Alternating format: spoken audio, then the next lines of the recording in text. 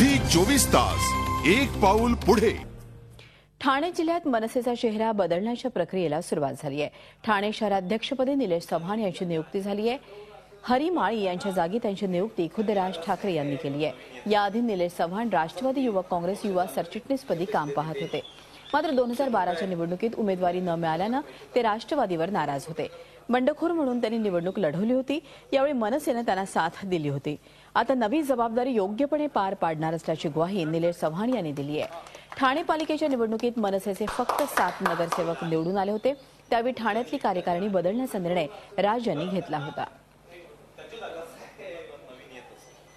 राजसाहेबांना अपेक्षित होतं असं यश काही ठाण्यात मिळालं नाही आणि त्यानंतर साहेबांनी ठाणे जिल्ह्यामध्ये परिवर्तन करण्याकरता सर्वप्रथम ठाणे जिल्हा संपर्क अध्यक्षपदी माझी नेमणूक केल्यावर इकडची सगळी परिस्थिती लक्षात घेऊन नवीन पदाधिकाऱ्यांमध्ये काहीतरी बदल व्हावा या दृष्टीने मी जेव्हा साहेबांशी बोललो तेव्हा आज साहेबांनी निलेश चव्हाण याची नवीन शहर अध्यक्षपदी नेमणूक केलेली आहे आणि 8-15 दिवसात दुसरी संपूर्ण नवीन पदाधिकाऱ्यांची यादी जाहीर होईल।